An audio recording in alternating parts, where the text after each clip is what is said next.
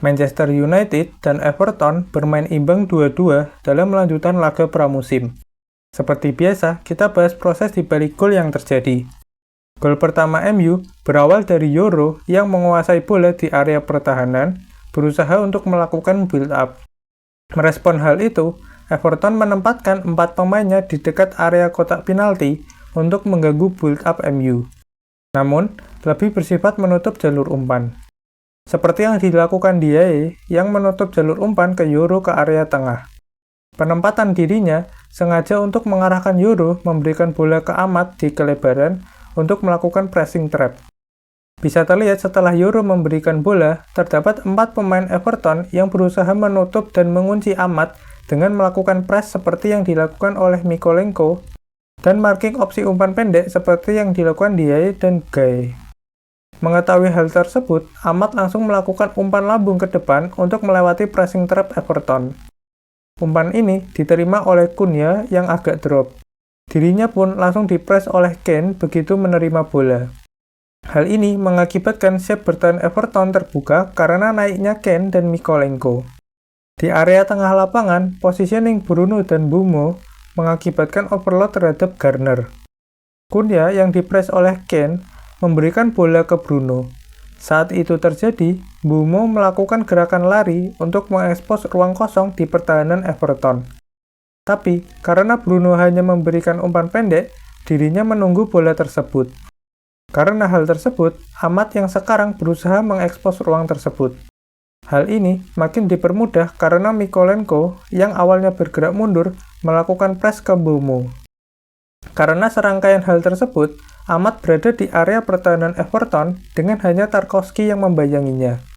Di sini, Tarkowski sebagai orang terakhir sebelum kiper tidak langsung press melainkan hanya membayangi Ahmad. Hal itu dilakukan dengan memposisikan dirinya di sebelah dalam untuk menutup opsi umpan Ahmad sekaligus mencegah Ahmad menggunakan kaki terkuatnya. Ahmad pun melakukan umpan dan berhasil diblok oleh Tarkowski. Namun, bola tersebut kembali ke Ahmad yang selanjutnya melakukan dribble ke arah gawang. Di saat inilah Ahmad dijatuhkan oleh Tarkowski dan MU mendapat hadiah penalti. Bruno berhasil mengeksekusi penalti tersebut.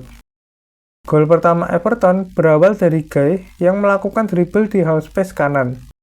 Everton membentuk shape 2-1-3-4 dengan Alcaraz, winger kanan yang masuk ke tengah, sedangkan kelebaran diisi oleh fullback-nya yaitu O'Brien. Dari MU, terdapat pergantian peran, yaitu Ahmad yang masih di tengah, posisinya digantikan oleh Bruno sebagai wingback kanan.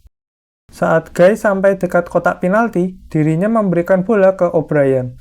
O'Brien melakukan crossing yang masih bisa diantisipasi oleh De Ligt.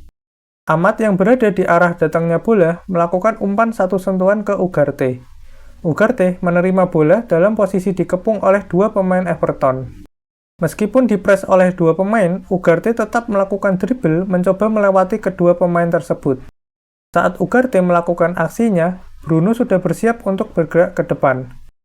Namun, Mykolenko berhasil melepas penguasaan bola dari Ugarte sehingga bola bisa dikuasai oleh Gueye.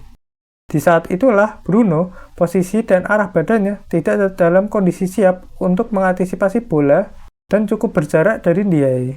Gueye mengirimkan early cross ke Diaye yang bergerak ke tiang jauh. Early cross yang akurat ditambah finishing yang klinis berhasil membuat Everton menyamakan kedudukannya. Gol kedua MU berawal dari lemparan ke dalam yang dilakukan Dorgu di area pertahanan Everton. Mount yang menerimanya langsung meneruskan ke Bruno. Di situasi ini, jumlah pemain MU dan Everton berimbang sehingga menciptakan kondisi 3-3. Mount melakukan lari ke kotak penalti untuk membuka ruang bagi Bruno melakukan dribble. Di momen ini, idealnya terjadi perpindahan tugas marking antara Onyango yang sebelumnya marking Mount dan Irogbunam yang marking Bruno. Namun, kedua pemain tersebut sama-sama berfokus pada Bruno sehingga melepaskan marking dari Mount yang ada di kotak penalti. Jalur umpan dari Bruno ke Mount pun terbuka sehingga memungkinkan Bruno memberikan bola ke Mount. Mount yang menerima bola saat arah badan membelakangi gawang, melakukan manuver sehingga bisa balik badan sekaligus melakukan tembakan. Karena manuver cepat ini, membuat pertahanan Everton belum sempat mempersempit jalur tembakannya. Gol kedua MU pun tercipta dari situasi ini. Gol kedua Everton berawal dari Bruno yang menguasai bola di area tengah lapangan. Bisa terlihat kalau mayoritas pemain MU berada di depan bola, sehingga hanya menyisakan sedikit pemain di belakang. Bruno yang dipres oleh Diaye melakukan umpan ke Casemiro. Setelah memberikan umpan, Bruno langsung bergeser untuk membuka opsi umpan bagi Casemiro yang juga langsung dipres. Casemiro pun langsung melakukan umpan kembali ke Bruno sehingga terlepas dari pres Diaye. Meski begitu, Diaye dengan work rate-nya tetap pres Bruno sekaligus menutup jalur umpan ke Casemiro. Hal itu mengakibatkan dirinya bisa memotong umpan ke Casemiro sekaligus merebut bola dari Bruno. Casemiro pun langsung melakukan tackle yang sifatnya high risk high return, karena jika berhasil akan langsung menghentikan serangan Everton. Namun jika gagal, akan ada ruang lebar di pertahanan yang bisa langsung diekspos oleh Everton. Tackle tersebut gagal sehingga terlihat ada 3 pemain Everton yang bisa menyerang ruang tersebut dan ada Barry yang mengunci back MU yang tersisa. Diaye pun memberikan bola ke Onyango yang dengan bebas menuju kotak penalti MU. Di sini, Barry berperan dalam menarik garis pertahanan MU ke dalam sehingga membuka ruang bagi McNeil di depan garis pertahanan MU. McNeil menerima bola dengan arah badan yang membelakangi gawang. Belum sempat melakukan balik badan, Ahmad mendatangi dan melakukan tendangan ke bola. Bola yang diharapkan Ahmad bisa terebut dari penguasaan McNeil, malah mengarah ke gawangnya sendiri. Hal tersebut diperparah dengan bola yang mengenai Heaven, sehingga sempat berbelok arah. Everton kembali menyamakan kedudukan akibat kejadian ini.